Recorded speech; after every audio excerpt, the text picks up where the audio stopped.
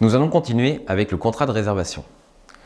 Le contrat de réservation ou avant-contrat, appelé également contrat préliminaire, elle constitue une étape importante puisqu'elle permet à l'acquéreur de bloquer le bien qui l'intéresse. Le promoteur ne peut alors plus le vendre à quelqu'un d'autre, tout en s'engageant dans le processus d'achat.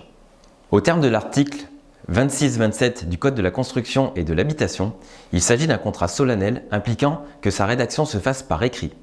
Ce contrat est extrêmement réglementé et il doit comporter un certain nombre de mentions qui sont absolument obligatoires. Le contrat de réservation engage l'acquéreur à payer le bien une fois sa construction terminée. Et elle engage aussi le constructeur à le livrer conformément aux spécifications convenues. Qu'est-ce que contient le contrat de réservation ? L'alinéa 1er de l'article du Code de la construction et de l'habitation dispose que le contrat préliminaire doit indiquer la surface habitable approximative de l'immeuble faisant l'objet de ce contrat, le nombre de pièces principales et l'énumération des pièces de service, dépendances et dégagements.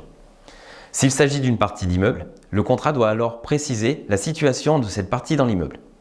Ainsi, sur le contrat de réservation en VFA doit figurer les coordonnées de l'acheteur et du promoteur, la description précise du logement réservé, surface habitable, nombre de pièces principales, et la description globale de l'immeuble, qualité de la construction et équipement joint d'une notice descriptive. L'article 261-26 de ce même code prévoit les autres mentions obligatoires devant figurer au sein de ce contrat, qui sont le prix prévisionnel de la vente et le cas échéant les modalités de sa révision, la date à laquelle la vente pourra être conclue, s'il y a lieu, les prêts que l'acheteur déclare qu'il devra obtenir au promoteur et dont il transmettra les bénéfices en précisant le montant du prêt et le nom du prêteur, les travaux réservés et chiffrés pour chaque type de travaux, le délai à compter de la signature du contrat préliminaire pendant lequel l'acquéreur peut revenir sur sa décision, le droit de rétractation. Le contrat préliminaire est établi par écrit.